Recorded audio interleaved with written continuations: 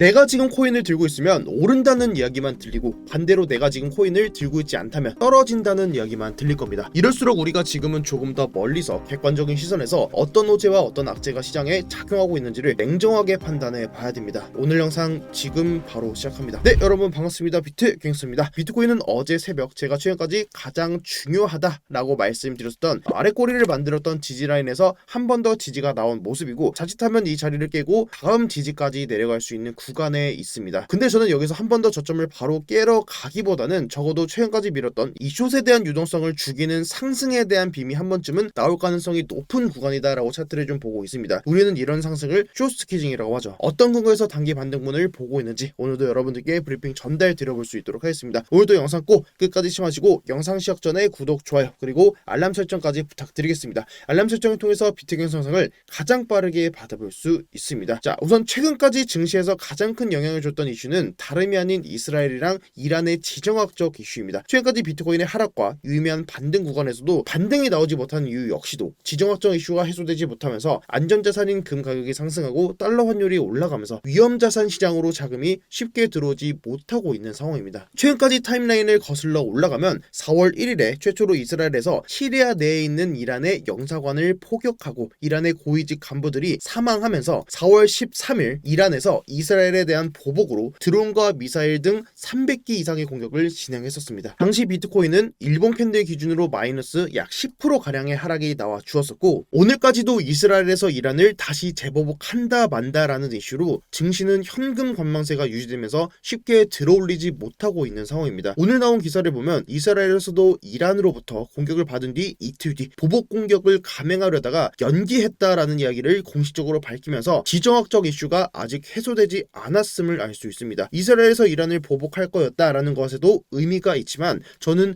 보복을 하려 했지만 그 진행을 연기했다라는 것에도 큰 의미를 둘 수 있을 거라고 보고 있습니다. 그 이유는 당시 이스라엘에서 이란의 미사일 99% 방어에 성공했었는데, 당시에 이스라엘에서 지출한 예산이 원화로 1조 8천억 원입니다. 하룻밤의 국방 예산의 10%를 사용한 상황이고, 앞으로도 이번과 같은 미사일 전쟁이 벌어지게 되면 국방 예상 차원에서도 손실을 보는 상황이기 때문에 이스라엘에서도 쉽게 섣불리 공격을 하기는 어려울 거라고 보고 있고, 공격을 하더라도 미국에서도 더 이상 보복을 원하지 않는다라는 입장을 표명했기 때문에 보다 더 신중한 결정을 하게 될 거다라고 좀 상황을 바라보고 있습니다. 그리고 또 하나는, 이건 그냥 저의 뇌피셜인데, 이게 지금 아이언돔이라고 하는 무기이고, 미사일이 날라오면 그 미사일을 공중에서 요격시켜서 방어를 하는 시스템을 가지고 있는 무기입니다. 이스라엘과 이란이 2023년도 10월에 최초 전쟁이 발발했을 때도 동일하게 사용했던 반공 시스템인데, 사실 당시에는 이 80만원짜리 가삼에 뚫렸었던 무기거든요. 근데 동일한 장비로 이스라엘은 이번에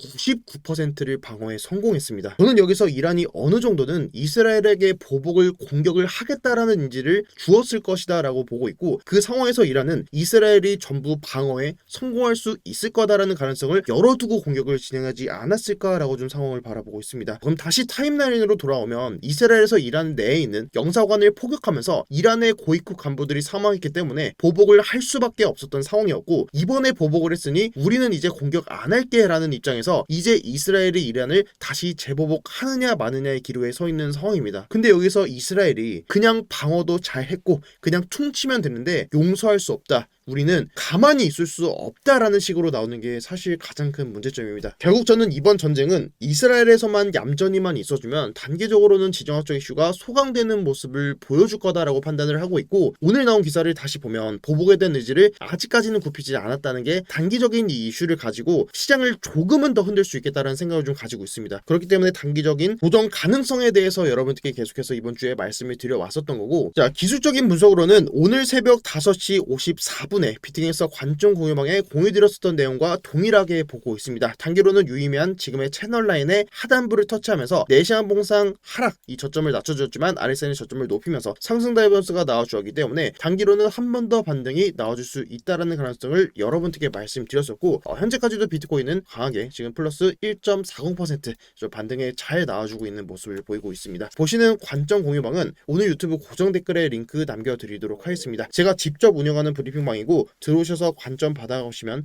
투자에 좀 많은 도움이 될 수 있을 것 같습니다. 결국 큰 틀에서 봤을 때 제가 보는 방향은 결국 지금의 60에서 61K 라인을 단기간에 깨는 하락은 나올 거다라고 보이고, 저는 그 하락이 이번 조정의 마지막이 되지 않을까라고 좀 차트를 바라보고 있습니다. 가격적으로는 마지막이 되겠지만 기간적으로 그 조정에 횡보하는 구간은 매물대를 다지는 모습이 충분히 나올 수 있는 구간이고, 그 매물대를 다지는 구간에서 알트코인들이 하나둘씩 회복되면서 크게 펌핑이 나오는 그 신호탄을 쏘는 자리들이 하나씩 나오지 않을까라고 차트를 보고 있습니다. 그리고 좀 더 작은 그림에서 보면은 최근까지 하락에 대한 세력들의 숏 커버링, 쉽게 말해서 숏 물량에 대한 단기 익절 물량이랑 개인 숏 물량들을 털어내는 그 상승빔은 한번 좀 나올 수 있는 구간으로 차트를 바라보고 있고, 단기적인 반등이 나온다면 1차 저항 자리는 채널의 중단 라인인 여기가 66K, 2차 저항 자리는 지금의 4시 한봉의 지금 200일선 여기가 68K 라인을 보고 있습니다. 만약에 지금 구간에서 반등이 나왔을 때, 자 지금의 200일선을 확실하게 돌파하는 캔들이 다시 나오면서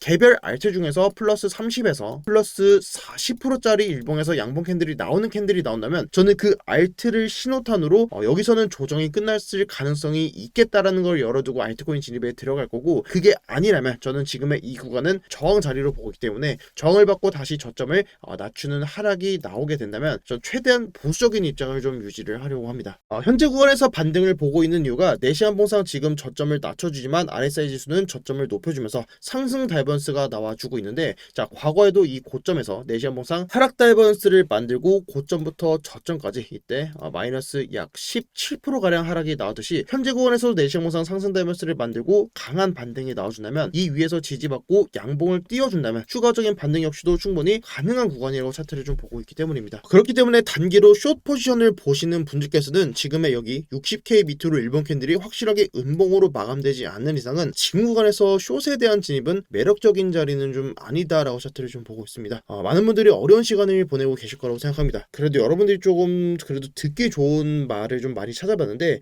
실패한 자가 패배자가 아니고 포기한 자가 실패자다라는 말이 있다고 합니다. 여러분 부디 포기하지 마시고 이 어려운 장도 잘 이겨내셔서 꼭 수익되고 기분 좋은 날을 맞이하시길 진심으로 기도하도록 하겠습니다.